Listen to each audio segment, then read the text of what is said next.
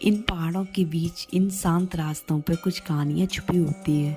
आज हम एक ऐसी यात्रा पर निकल रहे हैं जहाँ सिर्फ रास्ता नहीं बल्कि एक एहसास मिलता है। तो दोस्तों, अभी हम निकल पड़े हैं पहाड़ों की तरफ और देख सकते हो कितना सुंदर रास्ता है।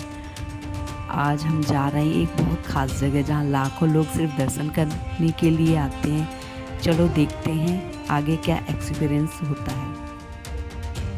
कहते हैं इन पहाड़ों में एक ऐसी जगह है जहाँ जाने से लोगों की ज़िंदगी बदल जाती है, और आज हम उसी जगह की तरफ बढ़ रहे हैं। क्या सच में वहाँ कुछ अलग है?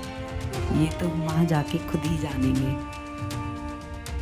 जब इंसान शांति ढूंढता है तो वो शहरों से दूर इन पहाड़ों की ओर आता है। शायद इसलिए कई संतों ने अपनी तपस्या के लिए इन्हीं जगहों को चुना। आज हम जा रहे हैं उसी पवित्र स्थान की ओर, और उस पवित्र स्थान का नाम है कैंची धाम। तो दोस्तों, आज हम लोग जा रहे हैं कैंची धाम। भारत की धरती पर कई संत हुए, लेकिन कुछ ऐसे होते हैं जो सिर्फ इंसान नहीं एक अनुभव बन जाते हैं। आज हम बात कर रहे हैं नीम करौली बाबा की, जिनके बारे में कहा जाता है कि वो लोगों की मन की बात पढ़ लेते थे, और उनके चमत्कार आज भी लोगों को हैरान कर देते हैं। नीम करौली बाबा का असली नाम था लक्ष्मी नारायण शर्मा। उनका जन्म उत्तर प्रदेश के एक साधारण ब्राह्मण परिवार में हुआ था। बचपन से ही वो अलग थे। जहाँ बाकी बच्चे खेलते थे, वो चुपचाप बैठकर ध्यान में खो जाते थे। बहुत कम उम्र में उनकी शादी कर दी गई, लेकिन उनका मन संसार में नहीं लगा। कहा जाता है कि करीब 17 साल की उम्र में उन्होंने अपना घर छोड़ दिया और साधु बनकर पूरे भारत में घूमने लगे।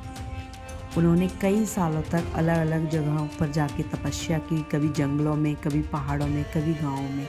लोग कहते हैं कि इसी दौरान उन्होंने एक ऐसी शक्तियाँ प्राप्त की जिससे वो लोगों के मन को पढ़ सकते थे। लेकिन खास बात ये थी कि उन्होंने कभी इन शक्तियों का दिखावा नहीं किया। चलो आज हम उनका एक ट्रेन वाला चमत्कार आप लोगों को सुनाते हैं। एक बार बाबा ट्रेन में सफ़र कर रहे थे, लेकिन उनके पास टिकट नहीं था। टीसी ने उन्हें अगले स्टेशन पर उतार दिया।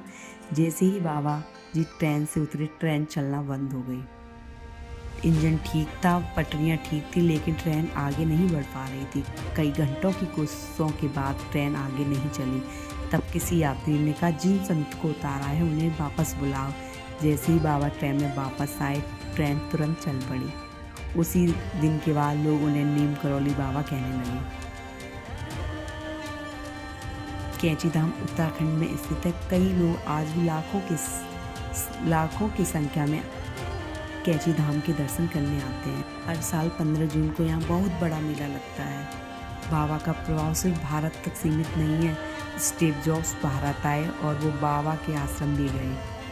कहा जाता है मार्क जुकरबर्ग भी भारत आए और बाबा के आश्रम गए।